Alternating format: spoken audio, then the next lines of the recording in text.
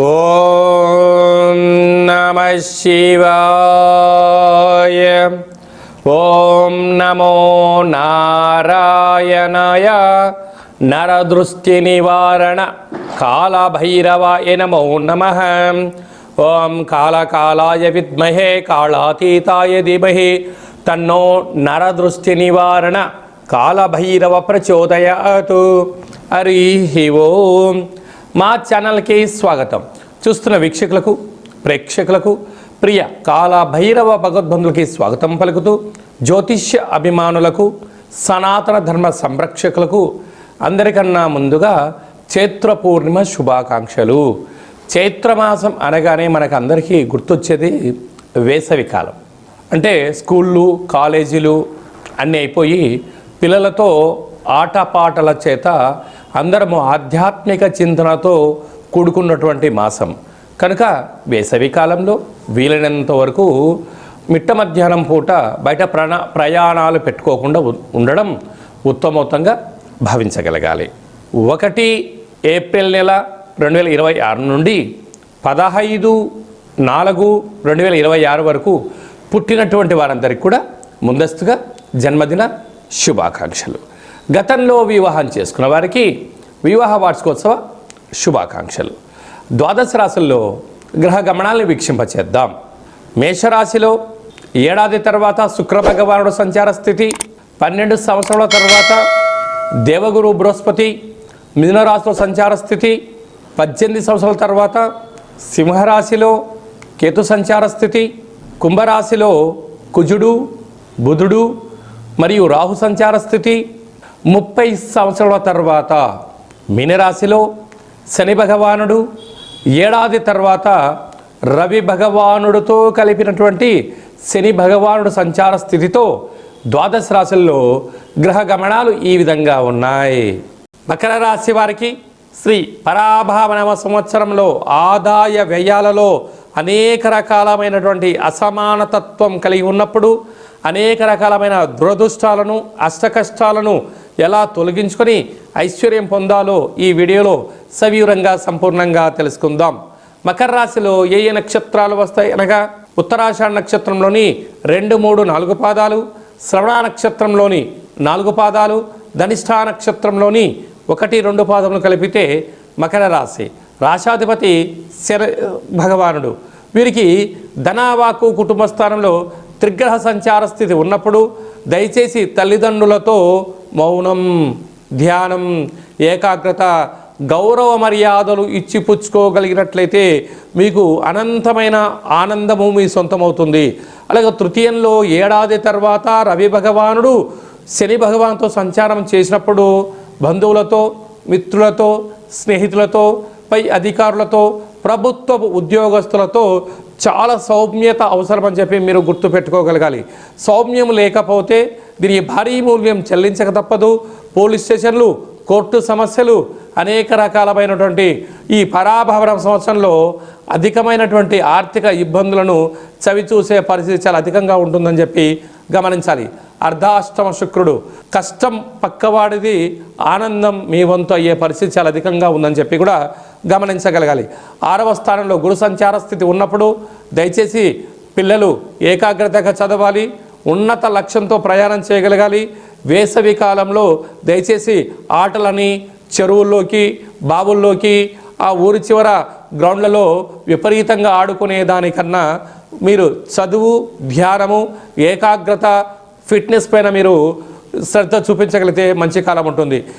ఇలాంటి కష్టకాలంలో మీరు చైత్ర పూర్ణిమ సందర్భంగా ఒక వెడల్పాటి పాత్రలో పాలను లేకుండా జొన్న పిండిని, బియ్య పిండిని వేసి మీ మనసులో ఉండబడిన కోరికను ఆ చంద్ర భగవాన్ని చూస్తూ నమస్కారం చేసుకొని ఆ యొక్క శ్వేతవర్ణం కలిగినటువంటి తిలకాన్ని పెట్టుకొని ఈ నీటిని గోమాతకు పెట్టడం వలన అష్టకష్టాలు తొలగిపోతాయని చెప్పి గమనించాలి.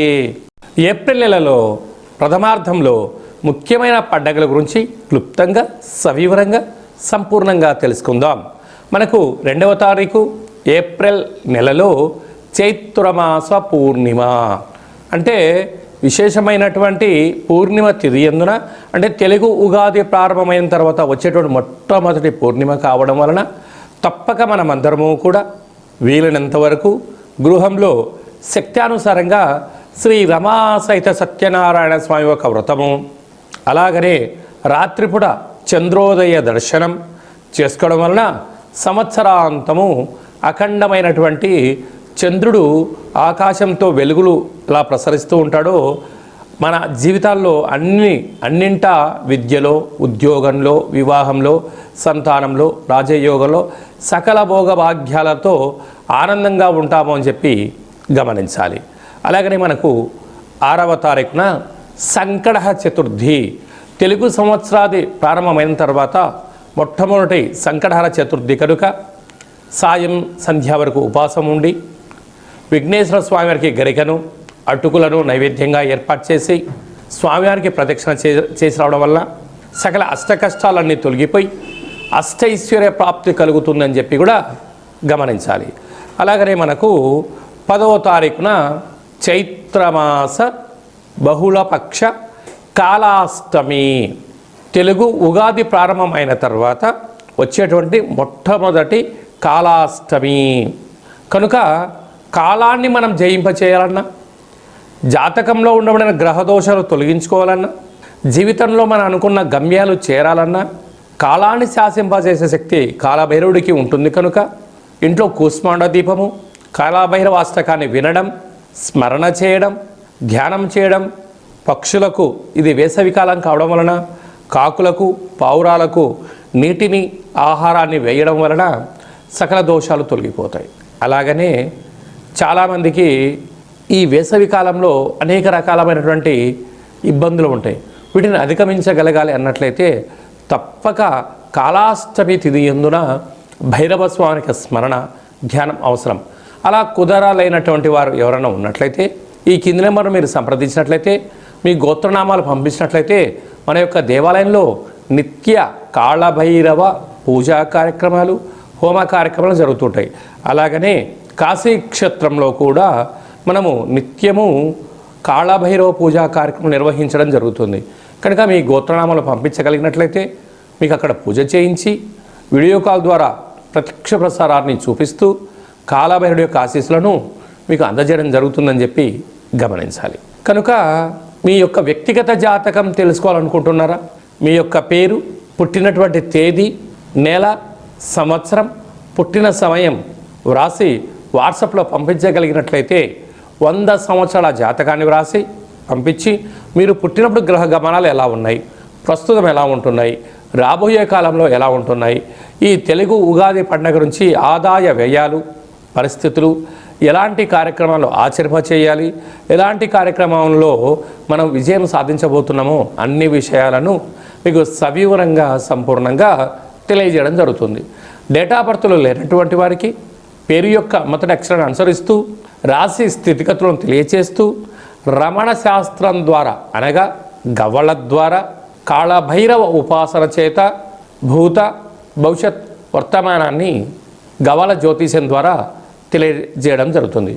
అందరికీ శుభాన్ని, ఐశ్వర్యాన్ని, ఆనందాన్ని చైత్ర పూర్ణిమ నుండి ఈ తెలుగు ఉగాది సంవత్సరం అందరూ అద్భుతమైన విజయాలు సాధించాలని కోరుకుంటూ మనసారా ఆశీర్వచనం. ఓం శతమానం భవతి శతాయు పురుష సతేంద్రియ ఆయుష్యేవేంద్రియే ప్రతిష్టతి ధనం ధాన్యం బహుపుత్రలాభం శత సంవత్సరం దీర్ఘమాయు సర్వే జనా సుఖినో భవంతు లోకా సమస్తా సుఖినో భవంతు సర్వం కాళభైరవ దేవతార్పణమస్తు.